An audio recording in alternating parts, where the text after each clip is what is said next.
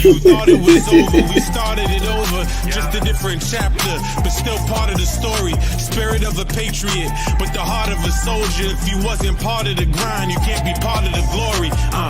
We right here, we ain't going nowhere. It's your worst nightmare. We back and they all scared. Every year is our year. The defense is top tier. Whenever you see that red and blue, it's a new era. They too scared of us. I don't know who said it was over, but they lied. The truth never miss. Kicking down the door like who let him in. We been grinding and we ain't worried about the small talk. We big timers. Yeah, can't believe it. We leaving.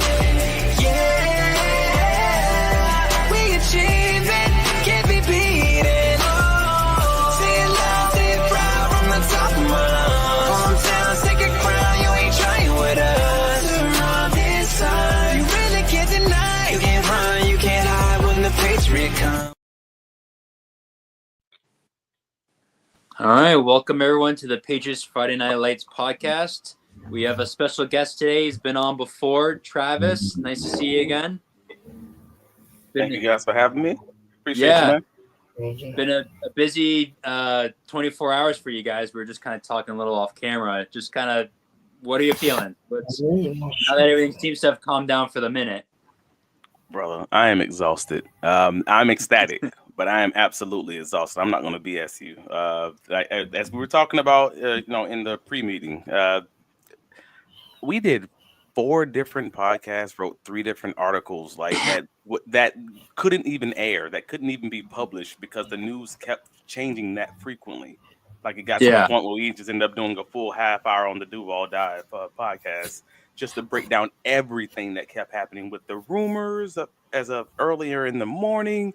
You have, if you want to go back to the full last 72 hours, the last 72 hours have realistically been the most chaotic that most people that I've talked to in the NFL have seen. But covering the Jaguars, it's one of the one of the craziest combination of things that's probably happened in the history of this franchise. If you're talking over just a few day time frame, like we have Urban Meyer, and we know that was just ridiculous. Kicking kickers, staying on the plane, in Cleveland instead of flying back, getting caught in a bar with a woman who's not your wife. All those things problematic, yeah.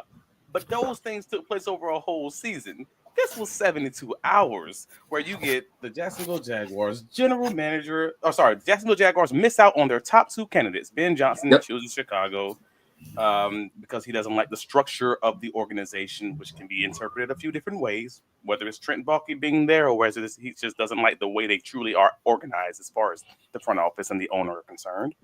Or and then they miss out on Liam Cohen, who decides to go back to Tampa Bay as the highest paid offensive coordinator in the NFL the following day.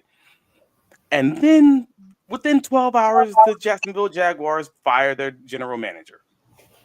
And that's just that's how the chaos gets started. Like, that's not even the whole story. That's just the start of the story. And for those who don't know, should I just give them the whole story at this point? Just kind of let's start from the beginning. Yeah, you might as well. Just go ahead. I'm familiar with it. I'm familiar with it.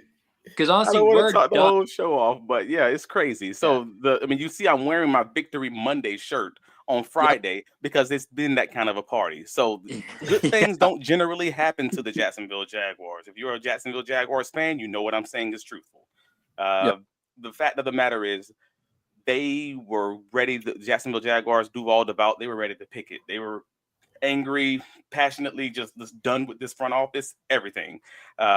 After losing your top 2 candidates, because you wouldn't let go of the general manager that a year and 16 days ago, fans were already wearing clown masks to games. Fans were already on all the Jaguar social medias putting clowns out because they were saying this owner is a clown for still empowering and employing this general manager, Trent Baalke. Like, this is a year and 16 days in the making. And you still didn't fire him at the end of this year when you fired the head coach. And fans were just losing it. Like, you're going to lose your top 2 coaching candidates all because you won't fire this guy who was objectively bad at his job. Mm-hmm. So after all of that occurs, they end up losing out on Liam Cohen, supposedly. losing out for the moment at least, and he's Right. going back to Tampa Bay. But Liam does not sign his contract with the Buccaneers, which states in the contract that he's going to go for his first interview to get experience, but he's disallowed, I guess, from interviewing the second time with the Jaguars because they know if he interviews again, he's going to take the job. Likely, he's going to be the person to get the job. They're going to offer him. So instead, the Jacksonville Jaguars fired their general manager hours after Liam Cohen says he's going back to Tampa Bay, and they start hounding Liam Cohen. Hey, big head, you up? Like that. And they're just like, hey, man, our general manager's gone. You have a little bit more power. We'll pay you a little bit more money. Maybe not as much as Ben Johnson is making, but we'll pay you closer to that range from what we were originally offering. Would you be willing to have this conversation again? And all of a sudden, he just puts the Tampa Bay Buccaneers on red. He's not talking to them. Liam Cohen's not talking to them for a full 24 hours. And in that 24-hour time frame, he is talking with the Jacksonville Jaguars, who are having that kind of conversation about, well, maybe you can come back on down to Duval quietly. We're gonna keep it under the radar so the Buccaneers don't know. We're gonna let's just see what happens. Sports Illustrated did a great deep dive as far as the details of what happened, but this is just the highlights as far as that's concerned. There was some, there was a hospital visit involving Liam Cohen's son, and they were at the hospital getting him seen for his autoimmune condition. That did happen. Yep. But during that time frame, Liam Cohen did fly to Jacksonville to have that interview with the Jaguars, where they were able to close the deal. And sometime in that time frame, I believe it was like 5:00 in the afternoon, Liam Cohen did contact the Tampa Bay Buccaneers to let them know that he was going to be back to Jacksonville to have the conversation with the Jaguars, which let them know I'm out of my contract because they already told me that I'm not able to do the thing that I'm already telling them that I'm doing. So he had no ability to even go back to Tampa Bay at that point. It was a wrap. He had to sign with Jacksonville. They got to figure it out at that point. Okay. Wow. Yeah. That's a lot. That's crazy. It's definitely 72 hours. Yeah. I thought we had it bad, man. No, we had it bad, but then we got it good. If that makes sense. Everything's gone. How are we feeling? Right? Everything's done. The dust is settled. Folks were pissed about the process. While you can also say, well, they got it right. It took a lot to get there, but boy, did they get it right in the end. But a part of that process, which I didn't mention, is that reportedly the only Hall of Famer in the Jacksonville Jaguars history, Tony Baselli, offensive lineman. He has a great presence in the Jacksonville Jaguar community. He's on Jacksonville Jaguar radio stations and also has shows with the team. And so he has a big presence in the front office, but never officially, if that makes any sense. Like he has a voice, but never officially. Has now been added to the leadership group of the Jacksonville Jaguars within a day of Trent Baalke being fired. So hours before the Liam Cohen interview, Tony Baselli is now added to that leadership group to get Liam Cohen back to the table. And apparently he had something to do with that, in addition to interim general manager Ethan Raw from the San Francisco 49ers, who was our, I believe, director of player personnel. He also had apparently a big role in maybe those background conversations, those behind the scenes conversations with agents and players and everyone else to getting Liam Cohen back to the table. So it sounds like Jacksonville Jaguars leadership is at least like getting this thing together as far as having a better process and maybe even a better front office. So it gives fans like, all right, maybe they're going to get things right, that they got football people actually part of the front office, and it's not just this billionaire who just honestly don't have the tools. He can't do it, man. Right. He just don't know. So that's because we got the guy, and because we think that the future is pointing up at least for the ownership structure, we feel a little bit better now with getting the guy, and we can figure the rest out. So my biggest question, like usually when these type of things happen, new GM, new coaches and everything, I think about, all right, the personnel that was previously brought in, some of these players, like how do you feel like looking forward, what's going to look different bringing Cohen in offensively and defensively? So the Jaguars don't lose a lot. It's actually been one of the weirdest I guess one of the most interesting takeaways for the Jacksonville Jaguars team, because they were bad this past season, but they don't lose a lot as far as free agent dollars, like as far as high price or big impact free agents. Right. I believe the biggest person that they might be losing is right guard Brandon Scherf, who was really good in pass protection, but really bad in run blocking. I'm talking about as good as he was, top 5 at pass protection, is as bad as he was in run support. So it's kind of like one of those. He might be a miss, but you might be able to kind of replace him in the mid round of the draft and be just fine. And Andre Cisco, the safety for the I guess we'll call him the free safety for the Jaguars, who had a down year this past year, anyways. So there's whether or not you're the new defensive coordinator, whoever that may be. How do you feel about him? Do you want him to come back on a prove-it deal? Do you want to just grab a guy in free agency as to stopgap, or grab a mid-round guy to kind of you can find great safeties in the 2nd, 3rd, 4th round and it'd be just fine. It just depends on how you feel about that, but it's hard to know until we even pick a defensive coordinator, which we haven't yet. Right. Have you heard any names with any of the coordinator positions yet? I know it's So been the name what was it? Brandon Staley has been mentioned. The Former Chargers head coach. No. But he dang it, what team was he a defensive coordinator for? Lord, Rams? was it the Rams? Yeah, he was the Rams defensive coordinator. Then he became the Chargers head coach. Okay. I remember the head coach. Then I was just drawing a blank on who he was the defensive coordinator for. But yeah, then Brandon Staley, he's not the main guy. Currently, the main 2 guys were initially Robert Saleh or Patrick Graham, which I still believe Patrick Graham would probably be the favorite. They did have him in the doors interviewing on the same day as Liam Cohen on a second interview for the head coach role. And it seems like they really do want him to be the guy. And if you know anything about Patrick Graham, if you are in that division or whatever, like he was a defensive coordinator for the Raiders. Anybody you talk to, anyone, agents, former players, etc. I've talked to them all. They all rave about the guy. He's basically the equivalent of a defensive Ben Johnson. And in the way that he is the awkward, we'll call him mad scientist in the lab. Like, he's not the guy who's going to blow you away as far as how he talks and as far as the interviews, but he's the guy who's going to give you a plan that's going to be just ridiculous. Like, I picture him as basically like Brian Flores without the negative baggage, which is how he's been able to get such good results from that Raiders team, even though they had like no one. Like, even this past season, they were still a top 15 defense and everyone was hurt with a bad offense. And so it's he's one of those guys that I really hope the Jaguars are able to kind of close the deal with. But if not, then you may be talking about maybe a Brandon Staley or I'm not even sure who the 3rd guy down the list would be, but they wanted someone with, actual experience, not have a first-year defensive coordinator. Yeah, okay. Brandon. I'm sorry. Bless you. Excuse me. I'm sorry. Sorry, my camera's frozen too, actually. That's why it's off. But with Brandon Staley, when he went from when he became the head coach of the Chargers, they had the highest defensive payroll in the league, and they were just one of the worst defensive units in the league. Like, that's what made me kind of be out like, man, you're a defensive coach. But then came over, but then you look at the defenses he had on the Rams when Aaron Donald's there.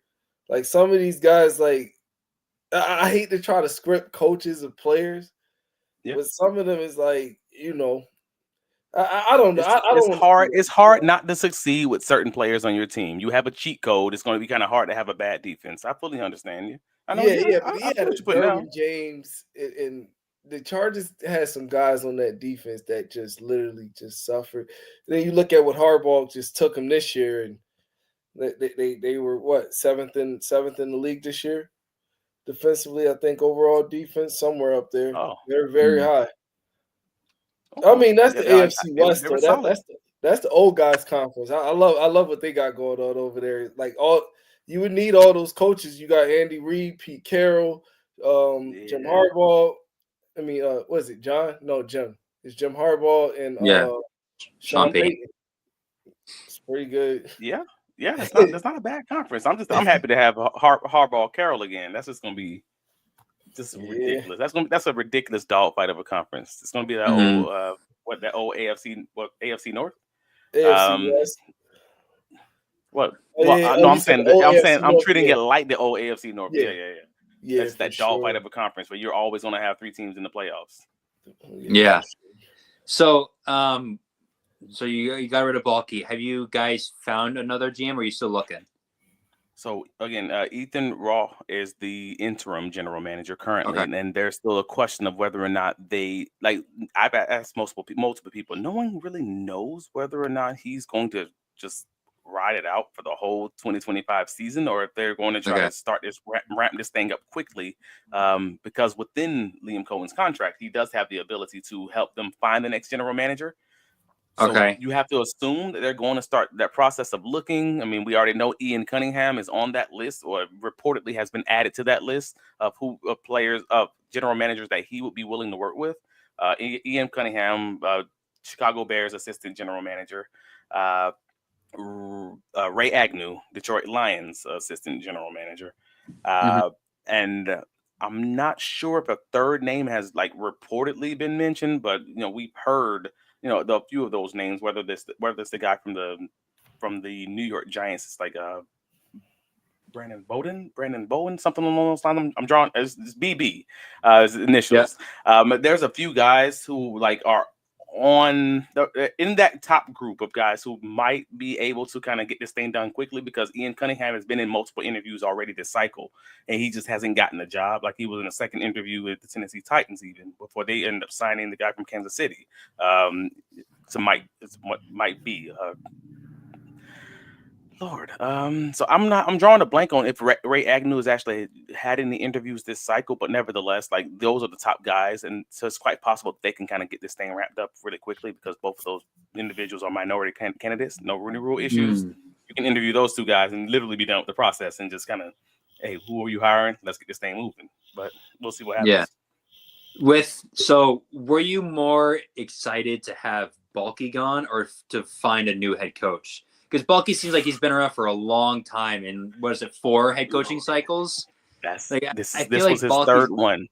Third one. So this was his third. Yeah, this was the third one in Jacksonville, but he's also had his 4 or 5 hires in San Francisco. Goodness. Oh, so he's pushing double digits. Right. So he had like Wow. Tom Sula, Okay. Chip Kelly.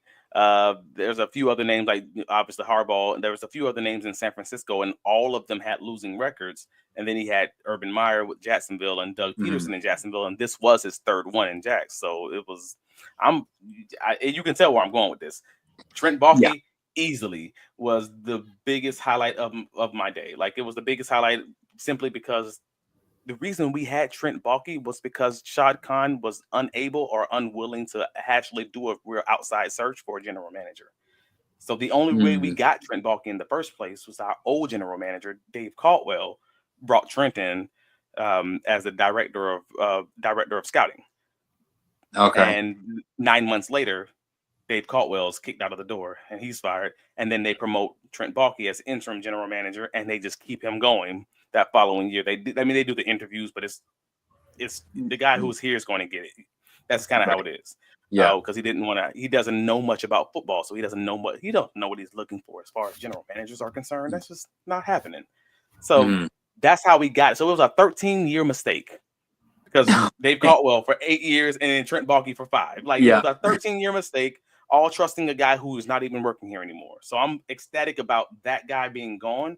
So now we can have a clean slate with a new, young, modern offense. Hopefully a younger, modern, general manager. I mean, one of these guys played offensive line. I hope that he's actually going to be like revamping our offense and defensive lines. That'd be great. Ian Cunningham, that is. So we'll see what happens.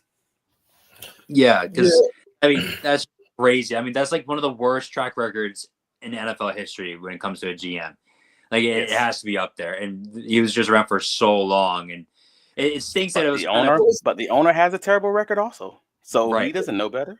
What's crazy is they were able to bring in talent though, like the Saxonville. That was a really good team, despite not having a quarterback.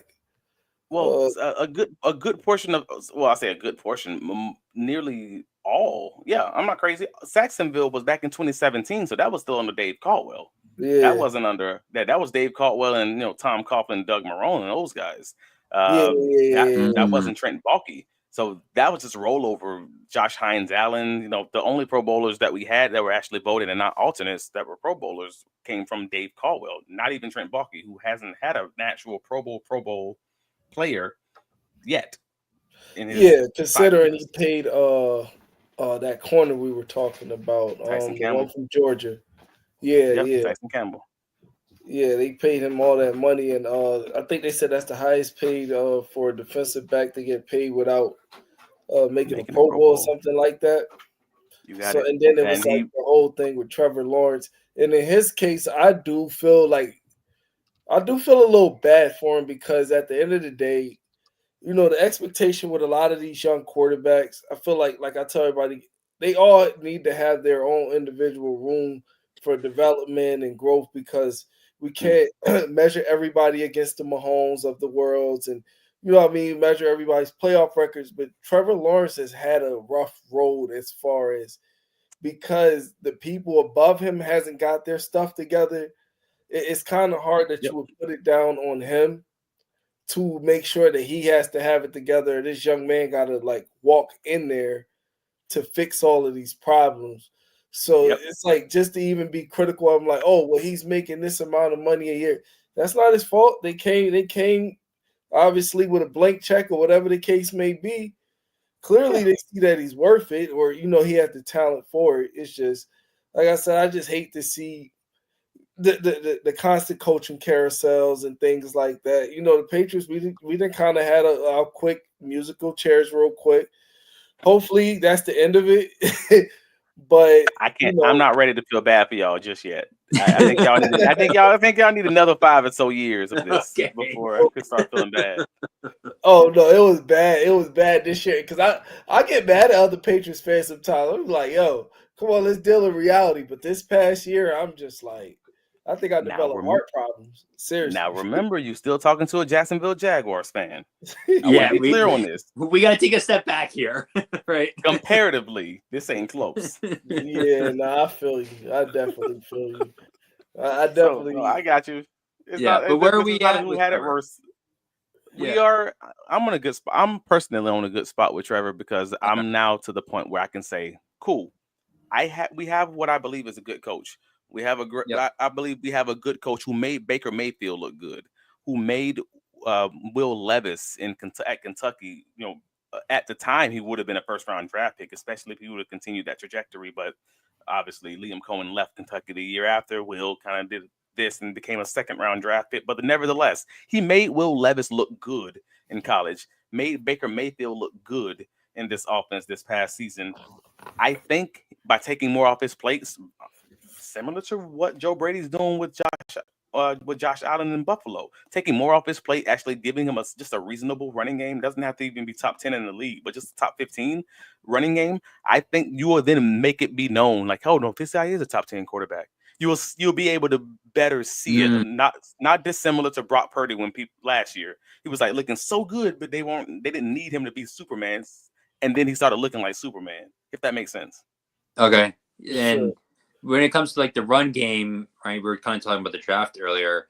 Where do you think this new regime will kind of lead to? Would it be more with the offensive line? Like, where do you think they're going? So that's going to be the fun conversation of resource diversification. Because I've always believed that you can get more of your interior linemen as far as the stop gaps that are, that you can get that in free agency. So you normally, like even for Tampa Bay, they end up signing Ben Burson to a one year $3 million contract, and he was their starting right guard. Like you can find those stopgap guys for pennies on the dollar and probably be okay. So I'm wondering if that's the route that the Jaguars go as far as that right guard spot for Brandon Scherf, who's going to likely either retire or just not be on the roster. And if that's the case, then the world is their oyster at that point. They can grab a center in the middle rounds, and I think that would in and of itself will revamp the interior of that offensive line. Maybe you can get a running back if you want to. That's just depending on how he feels about Tank Bigsby and Travis Etienne, who was on his 5th-year option. I think we talked about this last time we talked. I had personal feelings that I don't know that Travis Etienne is necessarily going to be on the roster when you get to week 1 or at least the trade deadline. That's that question. But for the moment, without knowing if they're going to draft a guy or whatever, then I would probably say, cool, Travis Etienne, Tank Bigsby, one of those guys are going to be like the guy. And I'm not 100% sure I know which one it's going to be. Just being real. Like, I don't think either one of those guys are Bucky Irving, what he did in Tampa Bay this past season. Yeah. But as far as skill set is concerned, and that may mean that there's going to be a second round or a third round running back that gets drafted. Maybe Trayvon Henderson or something. Like, I'm not 100% sure where they're going to go with that just before we get to the combine and everything else. But that's kind of what I'm leaning. Offensive line, interior offensive line, free agency, plug and play, maybe the mid rounds as far as maybe even a center guard or mid round running back. Okay, I got two things before you leave us. One's a hot take and one's okay. So at number 5, where do you feel like the team should lean at, or you're just waiting to see who's the general manager and how the coaching staff fills out before you can say definitively what you're looking forward to at pick number 5 in the draft? So I'm leaning. I'm a DB. I'm a former cornerback for UCF. I'm a former graduate assistant, cornerback For coach. sure. I feel you got to do something about the defensive secondary. You got to do something. Not knowing who Andre Cisco truly is right now, you have to do something to solidify that spot. If you're going to bring him back, that's fine. But you need to bring him back with the understanding that someone else might need to be brought in just to push him, just on an off chance he does have a similar year that he had in 2024. So I think they need a safety in the draft, but there's nobody in that top part. So I think they're going to have to add something there. But at that top spot, I'm probably leaning corner unless they just grab a guy in free agency that changes that opinion. Because I saw there were like 5 or 6 solid man corners, and currently at least that's what they're playing, primarily a man defense. If that is the case with like Patrick Graham, who generally is a man coverage defensive Right. coordinator, then yeah, I can see them going and patchworking that in free agency and maybe going to Will Johnson just to make sure that they have no issues at cornerback. If not, I love Travis Hunter. I just don't know that they'll do it, and that's the weirdest thing. Like, I wouldn't be mad about it at all, especially seeing that we can always use another receiver. We can always use another cornerback. Right. I just don't know if he's going to be a slot cornerback and a slot wide receiver in the NFL. And if that ends up being what he ends up becoming, oh boy, you are going to get flamed for drafting a slot wide receiver or a slot cornerback in your top 5. Like, that's a move as your first move as new general manager. I hope you're right. All right, and what's the chances that you think Alex Van Pelt joins Jaguars coaching staff as a quarterbacks coach? Honestly, no idea. Literally no idea. Like, as of just, I was in a space at 11 o'clock last night, and these guys were asking me, "Hey man, so what's your opinion of these coordinators and the position coaches?" And I'm like, I could lie to you all day, bro. I can name a billion names, but at the end of the day, I've been knee deep in general manager and head coach conversation, and that's what we're doing. That's what we're doing, breakdowns on those guys. Other guys, I mean, it's possible, and I'm just dipping my toe in that just now, like literally as of this morning. So next time we talk about it, maybe I can give you more. But I ain't gonna lie to you and just start giving you answers. Sure. I don't know. No, for sure. I appreciate that for surely. Yeah. So yeah, everything's just, it's so early on. Right. You got the general manager, you got your head coach. Yeah. I mean, everything from here on out should be a lot smoother. It should be a lot, less chaotic. Hopefully, we're waiting to get the general manager. Yeah, we Or don't waiting to have get the a general manager, manager. right, We're trying to figure that out, but yeah, it's coming. Yeah. I mean, how much faith do you have in your owner now, right? After making these kind of big decisions, right? You're saying that he's really not a big football guy, but now he's starting to make the hard decision. Faith is earned, but he's bought himself more time now. Like, we're not out there with the plane banners and the GoFundMe's that we were just doing, a month ago. But we still have our feelings, and I say we because, again, I am a fan of the team. I don't just cover them. But yeah, I think he's bought himself at least this offseason, bought himself the next year or two for us to kind of see what processes he's going to put in place. Because, again, this coaching staff hiring cycle was I'm not going to curse, but it was a show. We'll say that. Yeah. It was badly done. And we're hoping that a better process is going to be in place by the next time we have to see any kind of hirings or any kind of, extensions for contracts or whatever it may be. So, I mean, September is going to be a not too long away, and we'll figure out what kind of roster we're going to be carrying and what they do in the draft and free agency, and kind of piece it together from there. Okay. Well, it was great talking to you again. Sure. We'll have to have you Always back great on having once you. everything else kind of falls into place. Off-season draft time, yeah, we can talk Yeah. then. That's when I'll be Yeah. deep into these players and all that stuff. We can have those real conversations. So yeah, Okay. we'll definitely be in touch because I've definitely been on it as well. Now it's that time of season. It's the exciting part of the year. Yes, sir. All right, so who's your picks for this weekend before you out of here? Oh man, let me pull it up. Schedule. I gave my picks on the Inside the Pigskin podcast that was on Tuesday, but honestly, I forgot what I even picked. We got the Eagles and Commanders. I'm pretty sure I picked the Eagles because the Commanders struggled like crazy to stop the run, and I feel like the Eagles aren't a team that's going to get away from that. That's just I feel like they're going to run for 250 and not stop running it because that's kind of in their identity. And I also gave my prediction. I know I'm stupid. I know I'm crazy. I don't care. I went against the king. I'm saying the Bills are going to beat the Chiefs finally because this is the most flawed Chiefs team I've ever seen. And nevertheless, last year was the most flawed Chiefs team I had ever seen at that point, and they won a championship. So who the heck knows? But I'm just saying it. This is the year for Josh Allen to finally get over that hump. That's my prediction. Okay. All right. Well, it was good talking to you. We'll have to have you on again. For Yes, sure. sir. Have a Appreciate great y'all. one. Yeah. All right. Well, now that he's off, let's just talk about the biggest news that kind of just happened. Josh McDaniels. How are we feeling?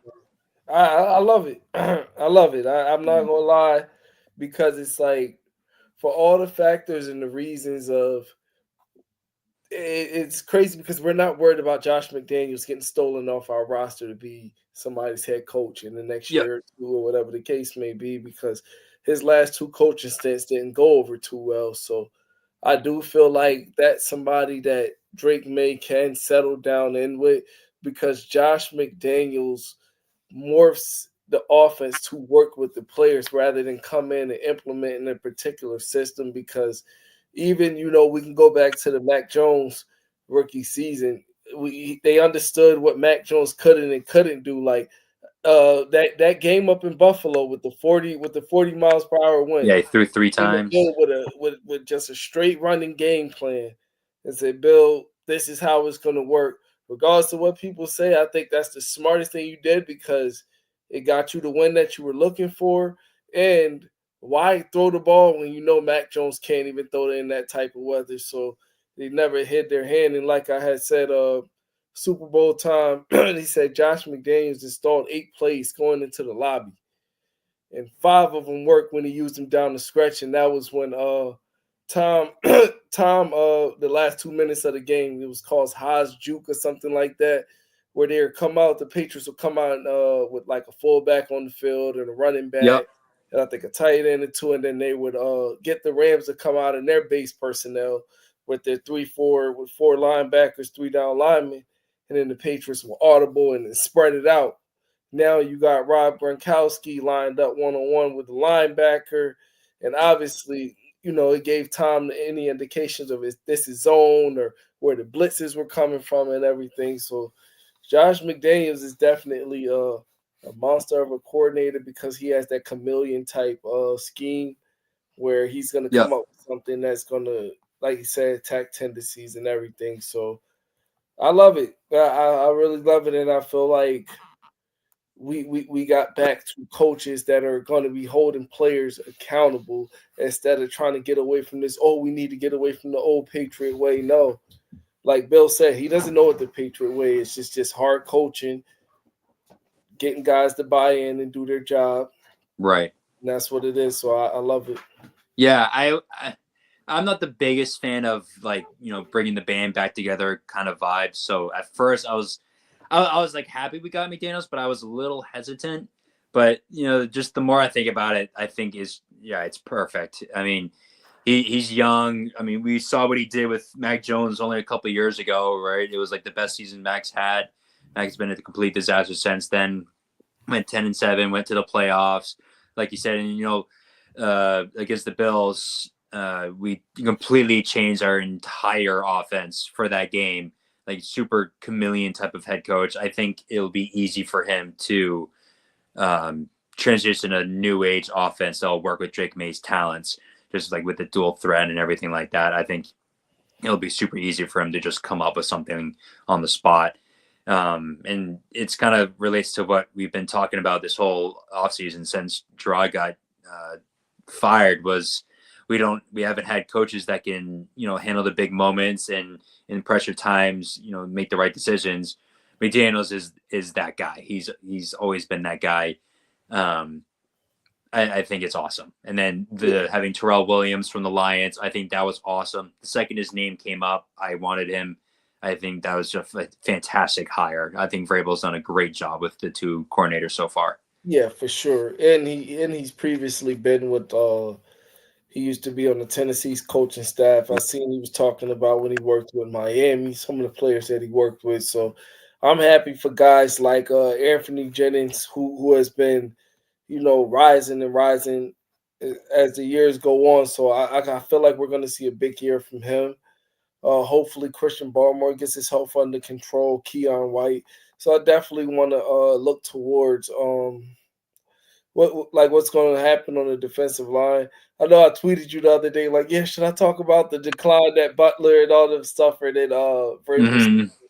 That's just me trolling and being funny. I don't think I actually think our secondary is probably going to do really, really good. It's interesting to see who may come available. If we may be able to get our hands back on like a guy like Jack Jones, because now that Pete Carroll going over to the Raiders, I can tell you now Pete Carroll likes those longer, bigger corners. So be on watch for.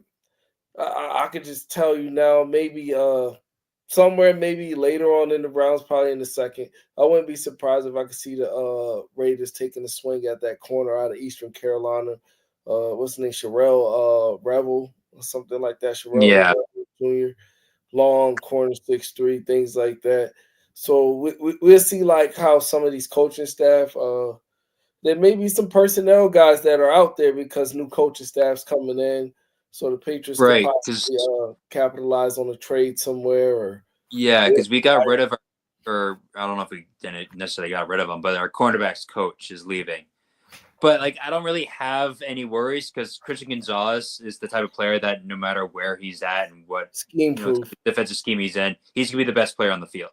Right. He's that kind of a player. I have no concerns with that. I'm really excited for Keon White because Terrell Williams was asked what kind of players he likes. He says violent, and I think the mentality he's going to bring with that, and then Vrabel being like a hard-nosed coach. That seems to what Keon White loves to have as a coach. So I think Keon's going to absolutely eat this up, and I think he's going to have a great. I think he's just going to fit it right in. And I love the violent comment. That's awesome. That's all I want. I want like a in the mouth kind of defense again. Awesome. I'm very interested to see what we do at our linebacker positions. Those inside linebacker positions, I've been saying it for a while. That needs to be addressed. Like I said, Jawan Bentley, cool. Jelani Tavai, I honestly can live without him. Christian Ellis. After his comments, we got to get rid of him. That's just like, he's talking to the fans. You can't. It ain't even only that. Like the comments is one thing. It's just like he's a decent player, but I don't think he was worth the re-signing. Respectfully, because I do feel like there was guys that you could have went and got in the draft that maybe they didn't look at. Like I said, I thought Mapu was going to be a linebacker coming in, but seems like he's good at that. Mapu's looking like what you wish Duggar could be right now, but let's say Duggar. They said Duggar was injured this year, so we'll give him the benefit of the doubt. But Mapu's definitely looking like he's going to be that joker card in the secondary for us, especially when we go into dime defense and things like that. That safety that can move around. So definitely I'm interested to see what they do if they get us a true free safety, as well as what's going on between the secondary and the defensive line. I feel like we definitely need a makeover at inside linebacker for sure. Get us some younger, faster guys on the field where we can keep up with these teams like Buffalo that wants to run these wide zones and things like that. Miami, I kind of feel like, honestly, we've caught up with them, believe it or not. The Yeah, Jets, I feel like the playing field they're is evened out faster. too. Just off Yeah. the simple fact of Drake May is that important of a chess piece right there, that Drake May essentially does elevate us over those teams because, Miami has a Jalen Ramsey and Sauce Gardner. Well, we got Christian Gonzalez. And honestly, I'll put his name right along there with him. They have some edge rushers that we technically don't have right now as far as like proven names, but all that stuff could change. They all have their own questions in itself. That's why I feel like the Patriots, with this coaching staff and with a properly vetted free agency plus a draft, I think things can get good. Where it really could get interesting at is, can we get our hands on DK Metcalf? He was on with I forget who she is, but she was kind of asking him about Massachusetts and living in Massachusetts, and he said, "I have no interest in living in Massachusetts." And so, like, obviously, we will go to Connecticut or something. Yo, you know what I mean? Go to New England's a region, brother. You live somewhere else. I know it's to be a trade, so like he won't really have a choice. But I mean, if we lose out on T Higgins, then I would be okay with it. But where T Higgins is just sign and play, we have to go T Higgins. But I would love DK. I mean, he's clearly the big body down the field receiver that we've been trying for all these years. You know what truly worries me is that now we see the jump that Washington has had, and it's looking like they're going to have the second and third most money to spend behind us in free agency. Just off of them winning, and having money to spend, I just hope some free agents don't try to bypass us and go to them because, hey, they got money and they were in the NFC Championship. Or let's see what happens this weekend. Oh, and they were in the Super Bowl. It's going to fucking suck. Yeah, I mean, that has that much cap space. Yeah, I don't blame those players for doing it. I mean, the Washington's clearly in a better position than we are. I mean, they're winning games, but I mean, we technically have more money, right? And I don't know who Washington's really going to go for, right? We clearly need a receiver, right? The receiver would be the number one guy on the team, right? So that's something that we would have advantage over them because they have Terry McLaurin. But I mean, because besides the receiver, right? Jeffrey Simmons is the other name that keeps popping around because he's played with Vrabel. I would love that. Oh my God, I would love maybe that. like a Khalil Mack, right? He's coming back. Like I don't see Washington going after people like that, or Khalil Mack. I mean, Max Crosby would be ridiculous. That'd be awesome. Because what would the Raiders give up to get up? It has to be a first round. It has to be a first round for Max Crosby at some point. Oh, I mean, we'll take. Listen, what are the Raiders picking? 7, 6, 7. Listen, we'll take that 7th pick. We'll give you 4th. All you gotta do is send us Max Crosby, that 7th pick, and your 2nd round pick or your 2nd or 3rd round pick. I honestly don't see that being enough. I think they would want. I really don't. I mean, that's all they have is Max Crosby, who could be potentially available. Max Crosby is the Raiders. I don't see them, especially with this draft. Like they're obviously would go quarterback, but there's no quarterback that they're gonna want to move up for like that. Why not? Because the first 3 teams are gonna pick a quarterback, and they stink. I mean, Cam Ward's all right, but Shedeur Sanders stinks. I think he stinks. I honestly, I would take Shedeur over Cam Ward, but I just don't think either one of them are going to come in. and just like change your franchise. Like Shador to the Giants sounds a lot more appealing because I feel like they have the infrastructure to work with him. They have a wide receiver and probably has a decent enough offensive line. Cam Ward Yeah. holds the ball entirely too long. Yeah, I just wish Arch Manning was in this draft, and like, because then it's like, okay, yeah, now there's a guy who everyone wants. Right. Yeah, like it just, moving up. Somebody's going to talk themselves into taking Jalen Milroe high. I'm ready for the draft or the combine because that's where he's gonna shred it. He's gonna shred the combine. I'm telling you, Anthony Richardson, but he has better throwing mechanics, so I'm not even gonna sit Anthony there. Richardson sucked ass in college. Jalen Milroe, at least, like, he's halfway decent. He puts up good numbers. Or he's a good deep ball. Anthony Richardson just sucks. He's always sucked. I feel like Kalen DeBoer handicapped Milroe this past year because I feel like he looked a little bit better the year before. Yeah. Like, okay, he's trending, and then this year it's like he dropped back down. That's why I don't think the Titans. Honestly, I think the Titans are going to end up taking Travis Hunter. After the comments of taking the best player available or whatever, your generational talent, it's going to change a lot of things for us. Because then what if Cleveland is like, man, we're not, because I think teams are getting wise enough to tell, like, yo, we're not just going to be picking quarterbacks just to pick them. When maybe we feel like the guys that you guys have slated in the first round, there's a third rounder that might be better than them, a la Jackson Dart. I think Jackson Dart's a pretty damn good quarterback. So I feel like that's going to be interesting later on.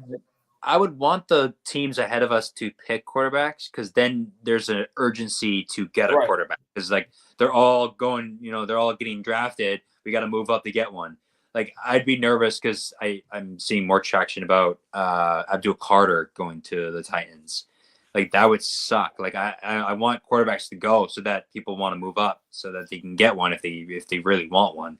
Because if it just keeps moving down, then I mean, we will just have to stay at 4 and take whoever. At least one quarterback has to come off the board in the first 3 picks for us to have a better chance at taking Abdul Carter. Because if Travis Hunter comes off the board, it's a nail biter right there at it's going to be a nail biter at 2 and 3 because it's going to be a nail biter to see if Cleveland takes Abdul Carter. And then also nail biter is, while we're worried about 3, we know they're going to take a quarterback. Because they could let somebody trade up ahead of us, knowing that, a la maybe the Jacksonville Jaguars, knowing that, well, New England's not looking at a quarterback anyway. So I can trade one behind New England. They feel gracious about it. But if they do that, I hope we hit the fuck you button and then let somebody else climb ahead of them. I know. With Cleveland, I think it all comes down to Myles Garrett. Because if Myles Garrett leaves, I think they take Abdul Carter. Like, because I know he's kind of waiting. He's supposed to have like meetings and stuff and see where they're at as a franchise. But I can see them just like totally just trying to replace him as soon as possible, especially with Abdul Carter being such a great talent.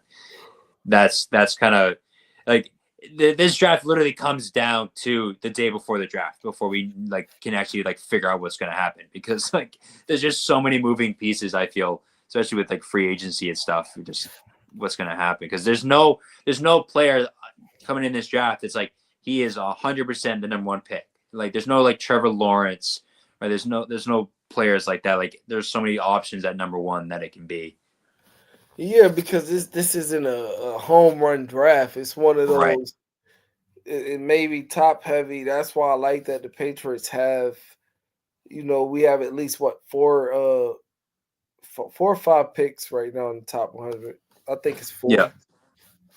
Yeah. So we could be in a good position. The only thing that sucks is going into the second round. What do we have? The 9th pick, right? In the second round? Something like that. Yeah, 8 or 9. Oh, shit. Something like that. Or I don't know. But I mean, so it's like that makes that first pick all the more, so much more important, because now we need to figure out, if we need to, how the hell can we get back into the first round? Yeah, and is this the draft? That's a tackle. Yeah. I have a feeling that we're staying at 4. I don't really see teams moving up just from the way things are sounding. I think we're going to pick up 4. And then, yeah, with the second pick, I mean, do we really want to give up picks to move up to the first round, like where we need so many things? But it sucks because like we have to wait for freaking free agency to happen for us to like kind of get an idea of what's going to happen. Because with all Yeah. this cap Well, space, I mean, it's a good problem, right? We have like the most cap space in yeah. the NFL, but If you're having gonna all take a this tackle, money, huh? if we're gonna take a tackle, then they got to trade for because you still get either one of those guys going in the Yeah, 7 to 10 range. it takes 2 to tango, so we have to Yeah. find a team that's willing to. Obviously, it would be ideal to trade, but I mean, are we in a spot to trade? Like 4 isn't the most ideal spot. Like if we had the first pick, that game will forever haunt me. It's so awful. I wish we had the first overall pick because then everything would be so simple. But being 4th is like not a good spot. I really don't think so when it comes to like trying to trade down. Yeah, no, unless, like I said, unless it was one of those drafts where we've seen a lot of future potential Hall of Famers up there, but Yeah. it's just a few names that you hear, and that's Travis Hunter, Abdul Carter, Mason Graham. And the thing with Mm-hmm. the thing with those is that now if we get stuck in at 4 and Abdul Carter goes off the board, then I wouldn't be mad if they took Mason Graham. That's your best player available there. Because all right, Will Johnson, do we really need another corner? Yeah, but that Not high, probably that. not. But what it's going It's to gotta come be down to is if we're stuck in that spot to get the best value out of it, Mason Graham could have a Jalen Carter type of effect, especially with the running mates of a Christian Barmore, who I feel like before his blood clock situation, he was on the up and up.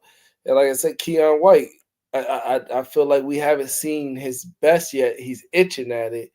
I feel like he's going to turn into a different animal. So, like I said, that could be an option there.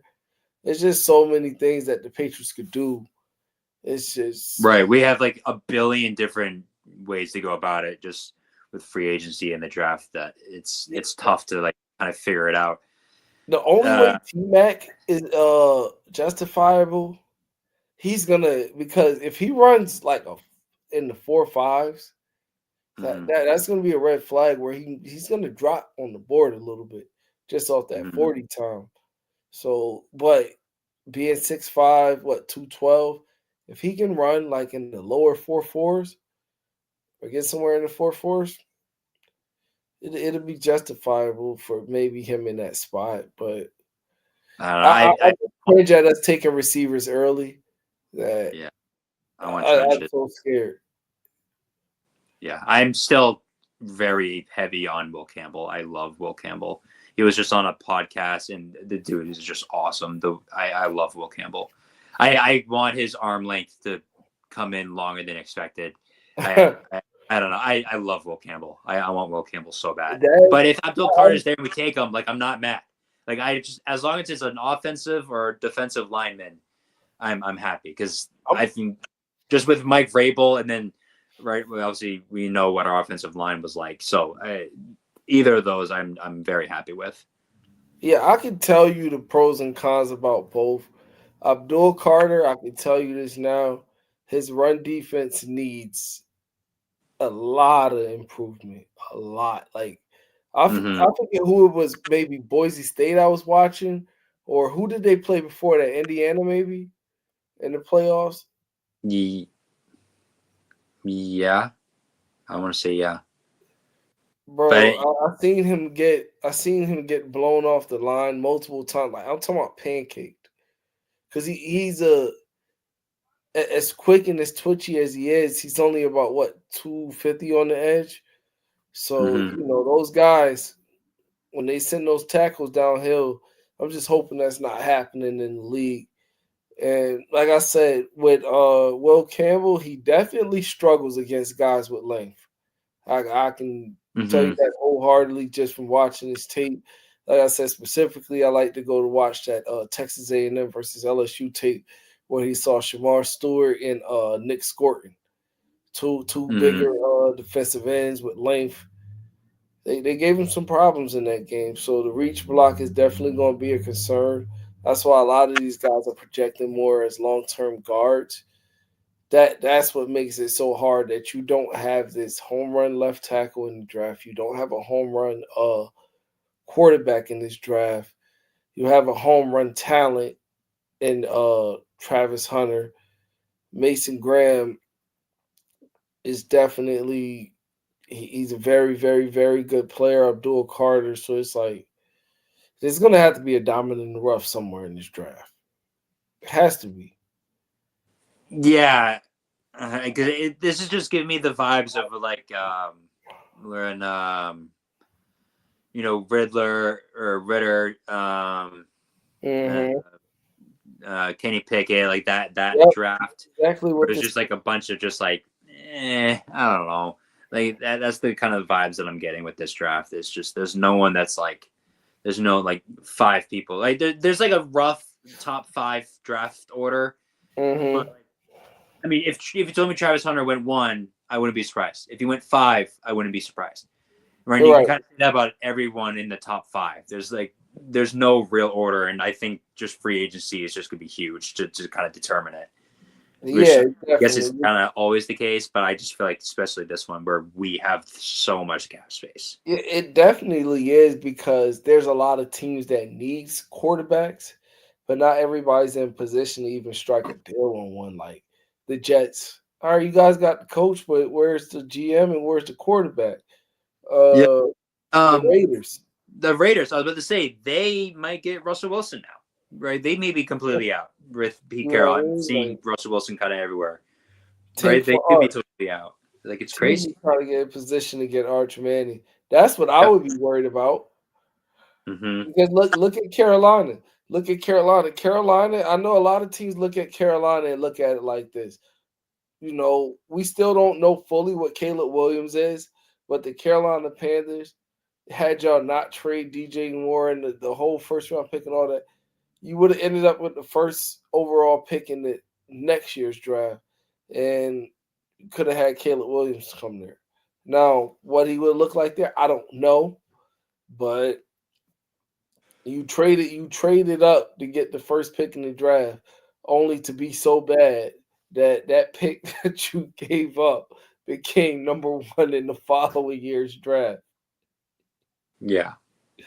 That right there, that's just the biggest botch of it all. So it's like, yeah. So there's a lot of players that even I think in that 2022, some of the 2023 drafts, a lot of these edge rushers that were going, who the Packers take, guys like Lucas Van Ness and the Will McDonald's. He actually turned out for the Jets, but there was a lot of guys that didn't have like a lot of crazy college production that were just getting picked in the first round because it was just one of them drafts. Somebody got to go. Right. That's the thing. It's like, it's just, okay, yeah, I guess he's here, whatever. Right. It's like 30 players that are the same level of, talent-wise. It's just like, okay, I guess we need this guy more than the other one. Just position sake. Right. Yeah. The draft. They're drafting off of traits. I'm telling you, it's going to be one of those drafts where they're looking more to draft off of traits rather than what the production on the tape and everything else tells you, because a lot of these guys, too, need to hit the weight room. So how does that even look going into a pro-style system? So I just hope that we are the ones that can weave through and pick these guys that could be a staple going forth. I want to see a younger, faster defense. I want Gonzalez and Keon White and Baltimore. I want those guys to have their running mates where it's like, yeah, we took him the 1 year, and then 2 years later, look at that guy over there. Look how he's playing. I want us to be a force again. You know what I mean? We got part now. It seems like we just all of our coaches has just been a super, dead on, just awesome hires. And we have Drake May, right? We can't forget like the most important position in all of sports. Like we got the guy, we got Right. Drake May. Like things should be looking up. I'm just so excited for free agency. I think that's where the bread and butter of what we're trying to be is going to be found at. Right, with all these guys being available, all this cap Right. space, I think free agency is going to be huge, and I'm Yeah. so excited for it. And Josh McDaniels has a whole different set of weapons because, like you said, Drake May. All right, yeah, well, we had Cam Newton. Yeah, well, we can only utilize his legs. We couldn't utilize his arm. Like he had no Yeah. arm. Like, I'm not gonna say that he stunk because for him to give us a 7-9 record, considering what was going on with him, like his arm is completely done that year, and our rushing ability, that's what I could just say I respected as far as they got the most out of what was left out of him because as you can see when he came out and played his week 2 versus Seattle. Before COVID, he was MVP. Yeah. I love Cam Newton. I will always root for Cam Newton, but comparing him to Drake May when Cam Newton is, when he was with us. No. I'm saying that's what people are saying. Like, oh, well, Josh is done with the dual threat. He had Cam Newton. It's like, well, Cam Newton wasn't really a dual threat anymore. Like, he was great running, but throwing, no one gave a fuck. Like, everyone could pick up. Drake is just so talented, and I think it's gonna be easy. Like for any offensive coordinator, it has to be easy to like create plays for Drake because he can do anything. He's a weapon. He does everything. Yeah, he's the ultimate weapon. I'm interested to see the complexity. Hopefully, what they were saying about Javon Baker wasn't true about him not being able to really grasp onto the offense, considering what we done heard about Josh McDaniels' offense being hard to learn. I'm throwing a flag on that. That doesn't make sense. I'm interested to see how Bake looks in this offense. That's really what I want to see because Josh McDaniels, you're giving him a whole different set of weapons. Ramondre had some of his best seasons playing. Yeah, Josh, his rookie year, Ramondre had a pretty did Ramondre even play like that his rookie year? Yeah, because that's when him and Damian, and I think he was starting. Yeah. They had a pretty solid 1-2 punch combination. So yeah, with Josh McDaniels, this offense is definitely in the right hands. I'm interested, like I said, to see what type of receivers we bring in because Josh McDaniels has never usually been the one to need these bigger wide receivers to come in. He's been able to work with guys like the Pop Douglas's size and things like that can exploit the spaces and the option routes on the field. So definitely look for the Texas wide receiver, Isaiah Bond, which he's supposed to have like Tyreek Hill type speed and all that. Look for that to maybe be an option in the second round with the 9th pick. I can live with that, honestly. If we were to take a Will Campbell or somebody like that right there at the offensive line. And then we had 2 things on the defensive side of the ball in the 3rd round because I feel like this is such a deep draft for edge that truthfully I do feel like we can get a guy in the 3rd round that can play on the edge and also maybe another linebacker or safety in there going into the 3rd round. It just all depends on, like I said, how this coaching staff decides to shape the team out. But whether you went edge or offensive tackle, I wouldn't be mad at either or right there. I feel like that's the only things that's justifiable. If you're thinking anything else, if it's not making him, it needs to be traded. Yeah, the type of coach Vrabel is, and then what we need, it has to be trenches. We got to start with the trenches. And free agency, I feel like free agency will be easier to get, like the receivers and like the skill position groups. And then the draft, we can just get someone, big body right in the middle, right? There's so many guys that are at the top that are, in the trenches, like Graham, Carter, Will Campbell, Kevin Banks. Right? If you have your pickings of either of those guys, like you got to take it. Yeah, Colston Loveland and Tyler Warren. There's some good tight ends There's some groups, like I said, there's some groups in this draft that just based off of depth alone, you don't gotta particularly pick them high. So Yeah. even if, like I said, maybe they could still get a solid defensive end if bypassing one in the first round decide to address it in the second. But that all depends off of that first and second pick that we keep talking about is all dependent off of what do you do in free agency. Because if you Yep. get Higgins, you can justify not drafting a wide receiver with those first 4 picks. But if you Yeah. don't, we might be in a situation where we have to double dip on wide receiver again because I don't see how Jalen Pope, like I said, Josh McDaniels can come in and implement a new system, but just his play style and what he was drafted as, I don't see how Pope fits into the system. And that's going to be a problem. And, Josh McDaniels has never really been the one to do that touch scheme type of thing. Players suffer when they get to Josh McDaniel's system because he's not scheming them open or whatever. The play design is the play design for this reason or for whatever the case may be. So Jalen Pope, unless he's getting separation of space on his own, I don't think we're going to have a lot of plays in there to scheme Jalen Pope open or where he's going to be the primary target. Right. Yeah. It's tough because Jalen Polk is starting from the literal bottom, and to figure out ways to get him to work. I feel like it's just gonna be way too taxing. I feel like I'd rather just focus on trying to get a Pop Douglas open or a Keyshawn Booty open. It should be a lot easier. Polk, you have to do a lot, and you have to really focus the offense on because he's starting from being the worst receiver in the NFL. Right, I don't really see him being a focal point. I don't think he proved it at all. And especially where Keyshawn Booty's kind of on the rise, I'd rather see more from him. I'd rather kind of get him involved a lot more. I think he's earned that right. For sure. So, and he fits that more. I think he fits in better. Anyway, it's just the style that he plays.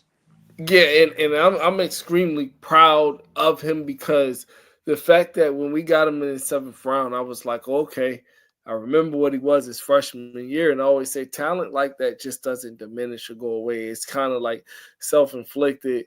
But honestly, looking at Booty and looking at the talent that's there, I think he went in the 7th round because, like I said, usually these NFL teams know things that we don't.